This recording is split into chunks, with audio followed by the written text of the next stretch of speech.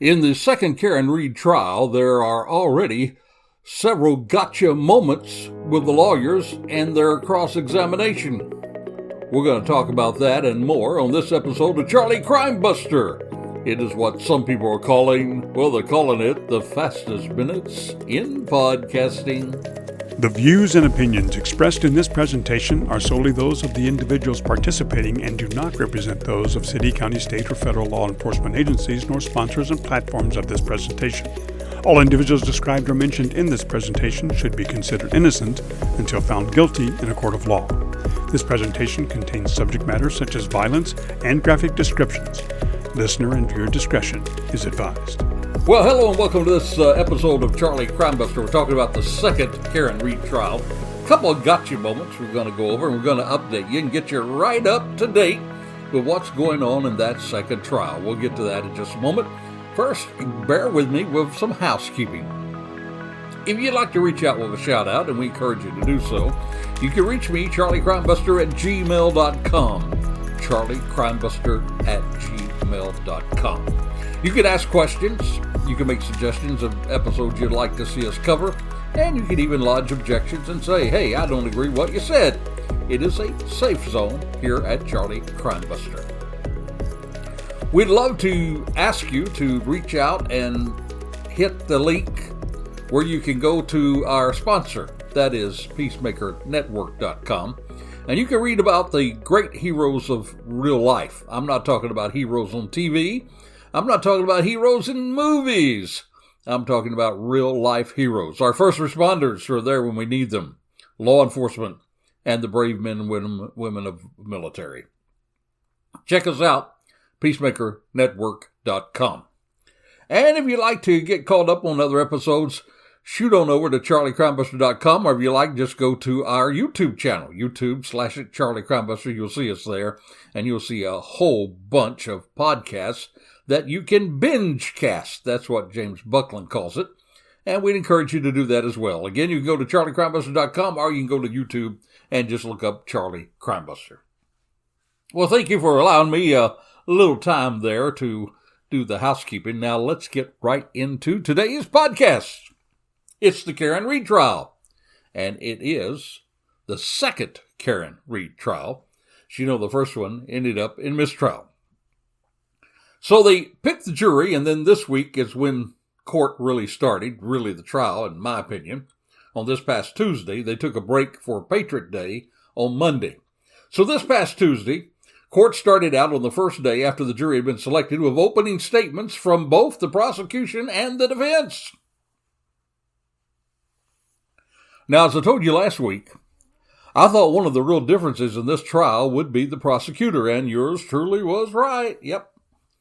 Prosecutor Hank Brennan, who, by the way, is a very successful prosecutor as well as a successful defense attorney. He's had a lot of high-profile clients. So they drafted him to lead the charge for the prosecution in the second trial. I can tell you, Alan Jackson and his team sure have their work cut out for them in this trial for sure. Brennan is much more relatable to the jury, and it really showed up in his opening statement. As he begins his opening statement, he really relates to the jury. He actually comes before them and he tells a story, and he tells it quite well. He talks about that night and what happened at 34 Fairview that took the life of John O'Keefe. At the very beginning, you're looking at that night from the eyes of the first responders. He even puts you in the ambulance with his words as it's heading to the scene on that night where there was a huge snowstorm that hit the area. He mentions that you could even feel the vehicle sliding back and forth on the slick snow. How's that for putting you there in the ambulance itself? You see, the color that he added to the story, it resonates with juries. It helps to keep them engaged as the prosecutor lays out his case. Now, for sure, the judge does tell the jury that the statements from both the prosecution and the defense, that these statements do not constitute evidence. But it does stay with the jury for sure. Now, both of these attorneys are among the best in the country, and this trial is surely one for the history books. So let's get into the opening statements from both of these attorneys. First of all, the prosecution, they're the ones actually who starts first.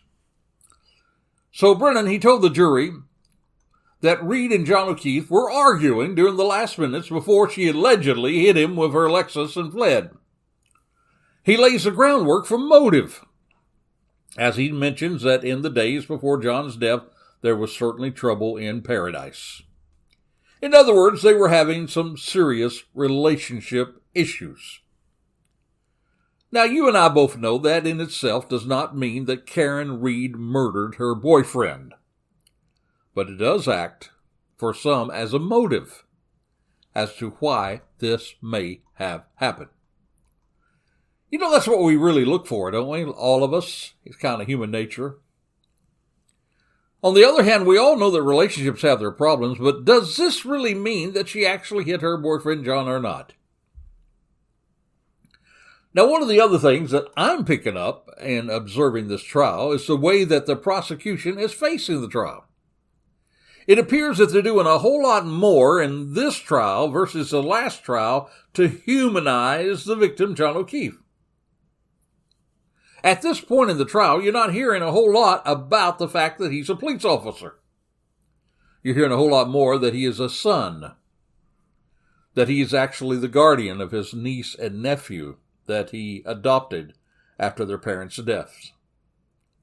You're hearing a lot of things about how John O'Keefe is a real person. In fact, staying away from the fact that he's a police officer is kind of smart, because when they talk about the police officer, it always reminds jurors of the thin blue line that the defense is basically using now as their own part of their own strategy. Now, something else we're finding that he's going to do, Brennan that is, he is actually going to use her own words to haunt her in this trial. You know, there is a reason why lawyers usually tell you to practice your rights and remain silent, right? Well, I do know there's a benefit to using the media to promote your own side, but in this case, I believe some of what Karen Reed said to the press, it may not do her well. In fact, some of her words leads us to one of those gotcha moments that I mentioned at the beginning of this podcast. So we know that we're going to hear some of her own words in this trial. Now, she does not have to get on the stand and risk cross-examination from an experienced attorney, and I doubt seriously that she will get on the stand. She didn't during the first one. But what she says in public to the media can be used and is being used in a court of law. Now, there's another strong point for the prosecutor on this round.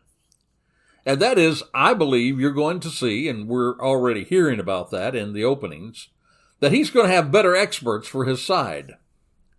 We hear him in his opening talk about a neurosurgeon who's going to come and testify that the blow to the back of John's head could have happened when he hit the frozen ground after she hit him with her SUV.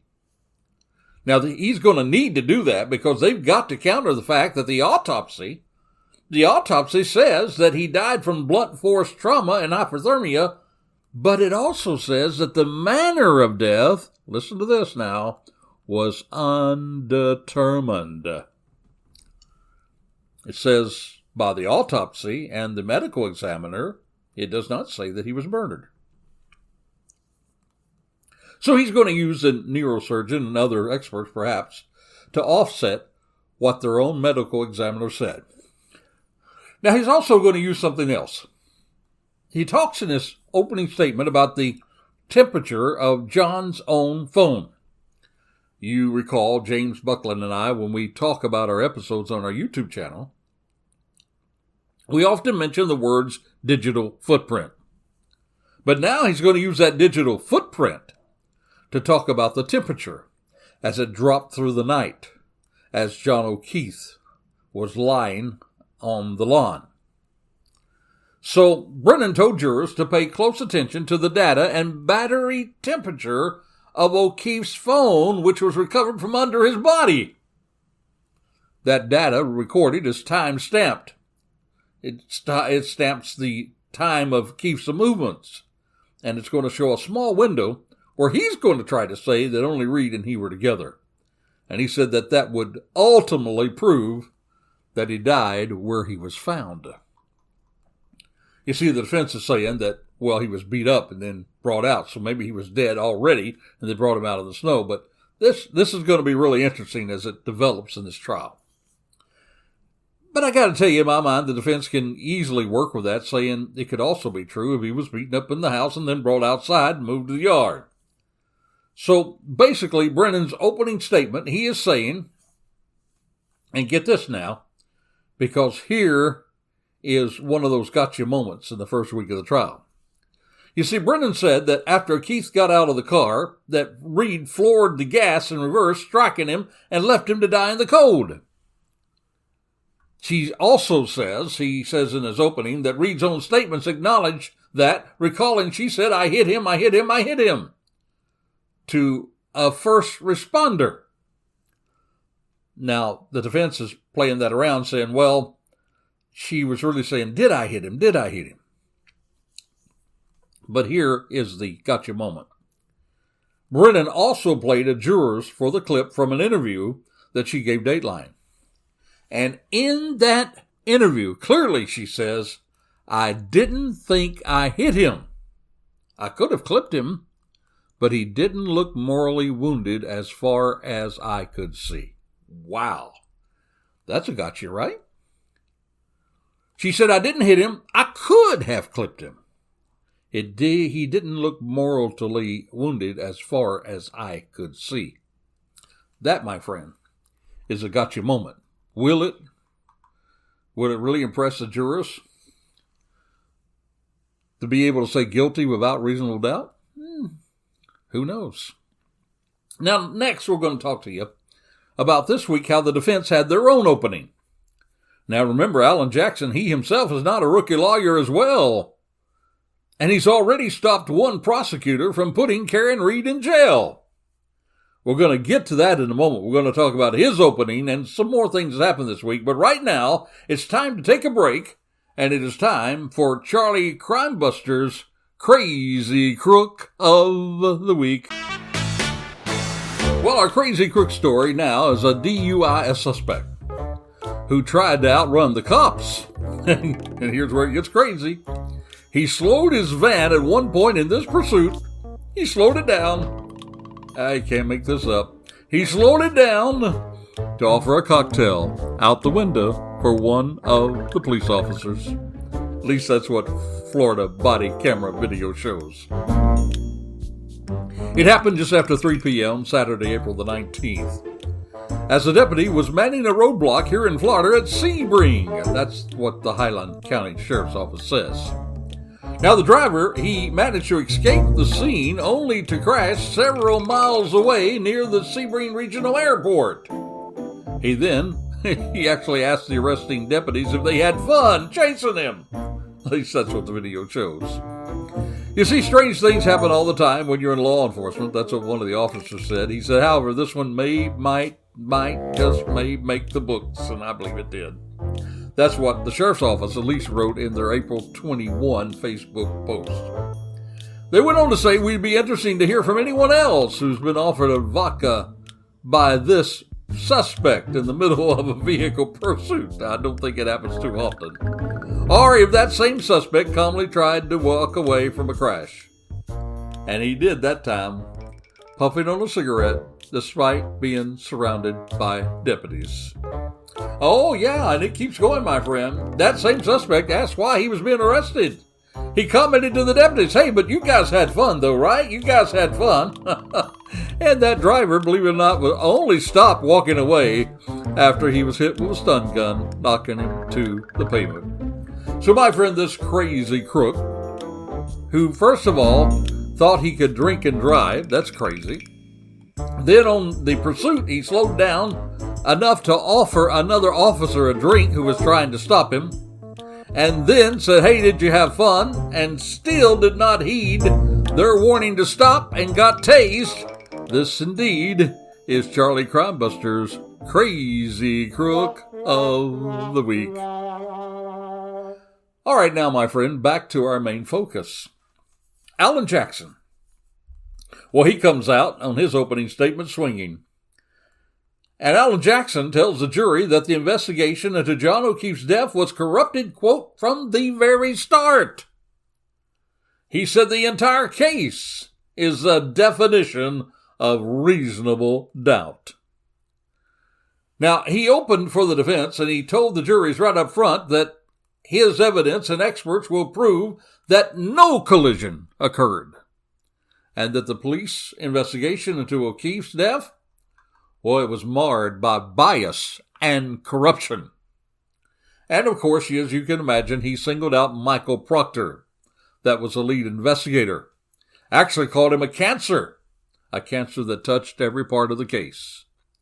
He said that the disgraced trooper had been investigated, suspended, and fired from the Massachusetts State Police. That indeed is true, as we know today. You see, Alan Jackson, he claimed to the jury that O'Keefe's injuries were not related to hypothermia or frostbite, but rather a dog. He actually showed the photo of O'Keefe's arm and noticed that the patterns, well, that those patterns of injuries could be blamed on the Albert's dog. Jackson said his experts will prove that O'Keefe was killed elsewhere and his body was moved. Jackson also told the jurors that this case is riddled with reasonable doubt. That's the words he used. Riddled with reasonable doubt. He went on to claim that, well, that Karen Reed was a victim of corrupt and blotched investigations.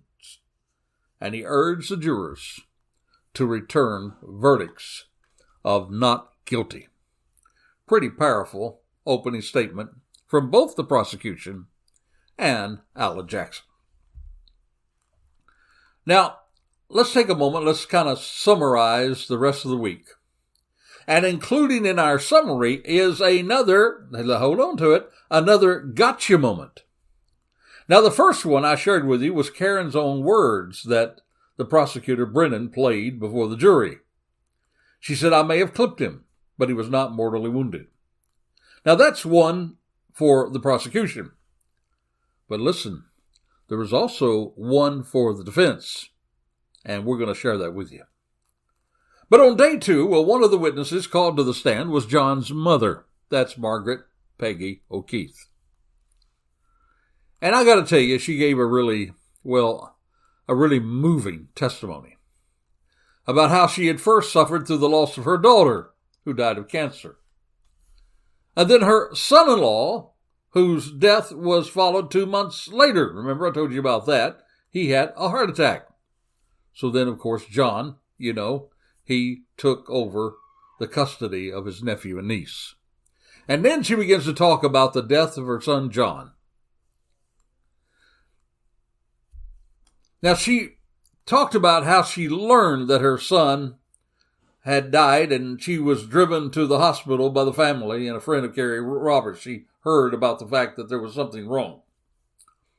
Now, it's interesting to me that his mother did not testify in the first trial.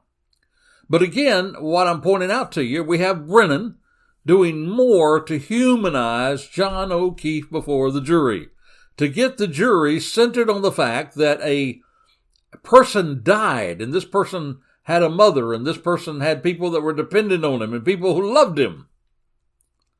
And I got to tell you also that I thought Alan Jackson did something very noble. I really was impressed.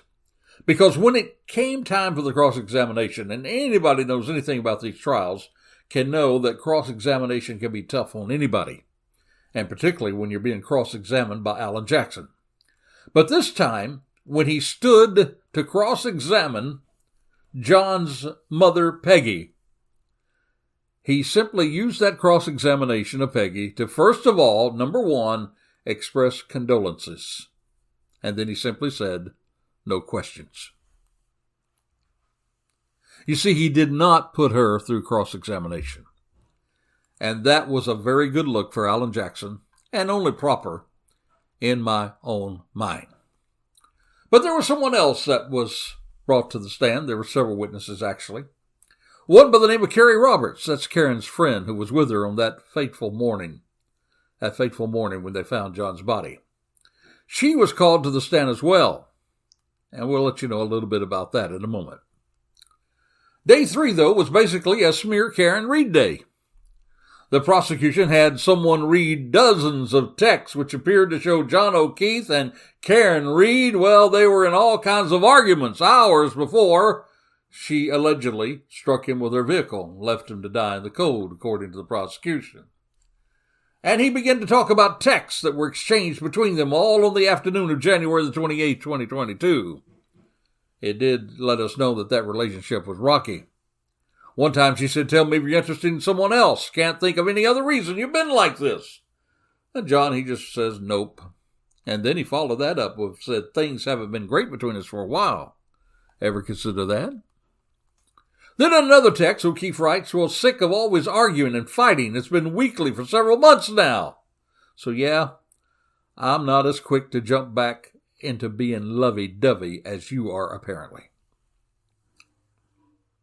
Then there was a call log that was introduced by Brennan, and that says that Reed, and you can see it, she was constantly calling O'Keefe all afternoon during that argument, and many of her calls were ignored or rejected.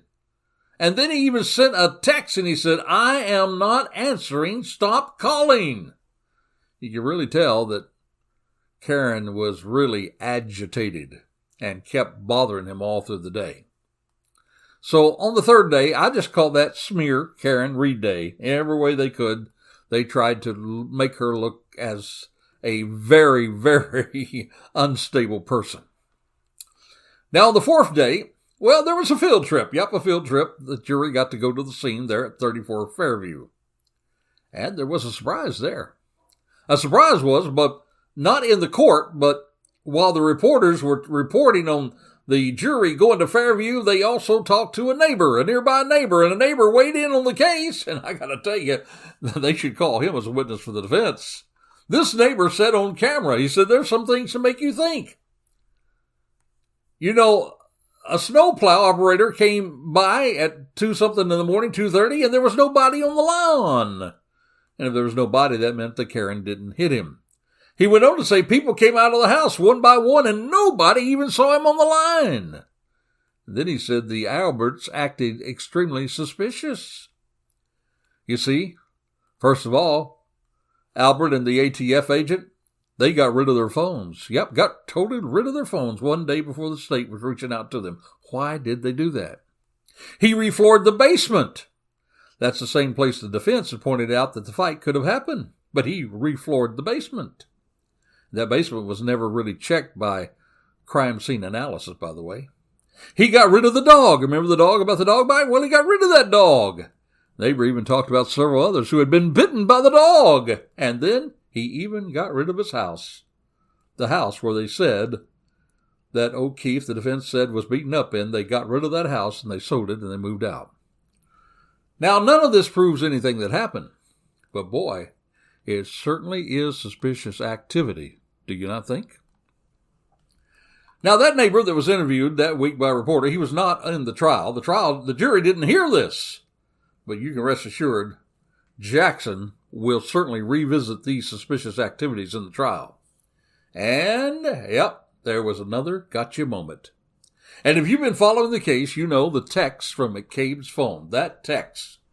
How long to die in the code? They actually said Hoss, H-O-S. It was a typo. How long to die in the code? It's a key piece of evidence. The defense says it was sent after 2-something in the morning. If so, McCabe knew that O'Keefe was either on the lawn or going to be put on the lawn. So this is a key. If that text was sent at 2-something in the morning, then it kind of lets Karen Reed off the hook. Now, the prosecution says, no, it happened another time. In fact, Miss Roberts testified before a grand jury that she saw that Karen Reed asked McCabe a question about how long, and then that McCabe turned around and texted at 2-something in the morning. Not at 2 something in the morning, rather, but at 6 something in the morning, saying that it didn't happen at 2 in the morning, but happened at 6 something in the morning. Now, that would be huge if it happened as well, because then it takes Karen Reed right back in the situation. But wait a minute. Here's the gotcha. Up on cross-examination this week, Miss Roberts, who said that she saw McCabe text that at 6 something in the morning, she's now admitting she did not see it. She did not hear it in real time. In other words, she lied to the grand jury. And even the judge, she even magnified it before the jury. The judge did, she did, when she said, "Did you lie? Did you lie?" And the witness had to admit that she did lie. She was not being truthful in that part of the statement. That is huge. 2 gotcha moments. Karen on the news program saying, "I may have clipped him. I don't know, but he did not have catastrophic injuries when I left him." And now, the prosecution. Witness Carrie Brown admitting she lied to the grand jury about that infamous text that's going to mean so much according to how the juries interpret it. Well, there you go. It is a huge trial. And as you can see, the first week, to me, they kind of balance out. I'd say it's kind of a tie right now as we're getting geared for the several weeks. Now, it's supposed to last 6 to 8 weeks, most people predict. Well, we've been going a couple of weeks. So how many more weeks, we don't know. I think it's going to be a little shorter than the first trial because I think the prosecution is keeping theirs a little tighter than they did before. But we're going to see a whole lot of more of this back and forth. And we're going to see 2 tremendous attorneys, lawyers, who are arguing. Brennan on behalf of the state, and Alan Jackson and his team on behalf of the defense. So what say ye? If you had to vote right now, what would you say? Guilty or not guilty? Love to hear from you. Reach out to us, charliecrimebuster@gmail.com. charliecrimebuster@gmail.com. All right, we're through the first week of the trial. We're going into the second week now, and Charlie's going to be right here to keep you informed during our next podcast. Don't miss our YouTube channel in the middle of this week when we'll talk about this podcast and tell you maybe a few new things that have appeared since that time. So until this time next time, this is Charlie Crimebuster reminding you, be safe, be alert. For the life you save, it may be your very own. You have been listening to Charlie Crimebuster. We would like to thank our sponsor, the Peacemaker Network, and also encourage you to support the first responders, military, and law enforcement personnel by contributing to the Peacemaker Network. That's peacemakernetwork.com. peacemakernetwork.com. You can also support us by subscribing to our YouTube channel, tag @CharlieCrimebuster. And once you arrive there, click the subscribe button. By doing so, you'll be notified each time we drop one of our shows. Another more convenient way for you to listen to our podcasts are for you to say to your smart speaker, play Charlie Crimebuster. If you have comments or suggestions, we would love to hear from you. So please send them to charliecrimebuster@gmail.com. That's charliecrimebuster@gmail.com. Or you may call or text us at 407-917-2211. That's 407-917-2211. Thank you for joining us today, and we hope that you will join us next week for another exciting crime story with Charlie Crimebuster.